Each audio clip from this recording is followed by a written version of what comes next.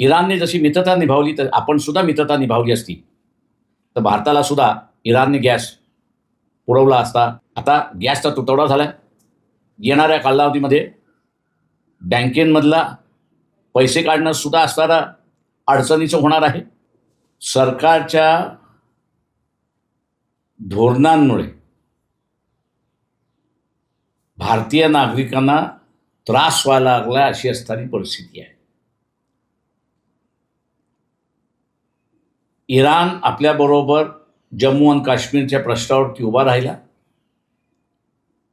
परंतु अमेरिका आणि इस्रायल यांनी इराणवरती ज्यावेळेस हमला केला त्यावेळेस आपण इराणच्या बाजूने नाही असं स्पष्ट केलं. इराणचे जे मित्र आहेत, चायना आहे, त्यांना तेल पोचेल याची पूर्ण जबाबदारी इराणने घेतली.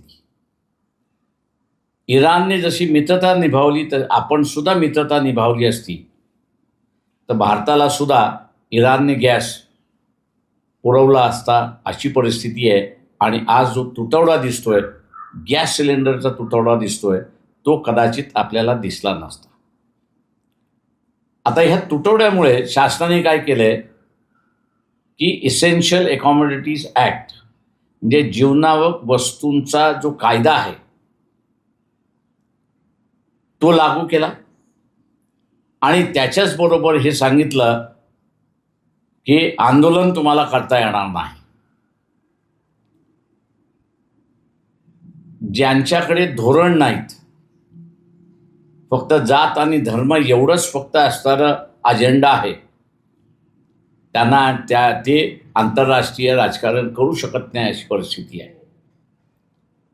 आता गॅसचा तुटवडा झाला. येणाऱ्या कालावधीमध्ये बँकेमधला पैसे काढणं सुद्धा असणारा अडचणीचं होणार आहे. आणि ते जर झालं तर सामान्य माणसाचा बँकेमधला पैसा हा बँकेतच राहणार नाही अशी असणारी परिस्थिती आहे. शासनाच्या या भूमिकेच्या विरोधात आणि पंतप्रधान यांचं नाव एस्टीम फाईलमध्ये आल्यामुळे मराठीत जी म्हण आहे, कोणी यावं आणि टिकली मारून जावं, त्या पद्धतीने असणारं ज्याला ज्याला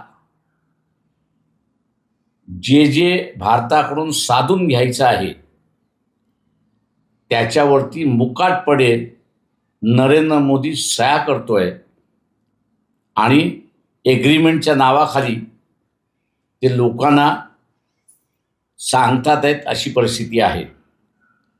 ही धोकादायक परिस्थिती आहे असं मी मानतो. आणि तमाम भारतीयांना माझं आव्हान आहे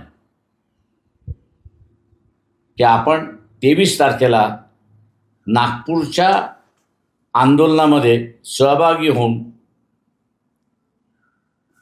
मोहन भागवत यांना आपण असणारा विचारूया की जो सांस्कृतिक माणूस तुम्ही म्हणताय, नरेंद्र मोदी हा तुमच्या सांस्कृतिक थिअरीमध्ये बसतो का, आणि बसत नसेल तर त्याला बाजूला का हटवत नाही, हा सवाल आपण त्यांना विचारूया.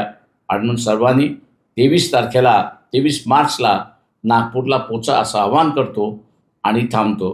जय भीम, नमस्कार.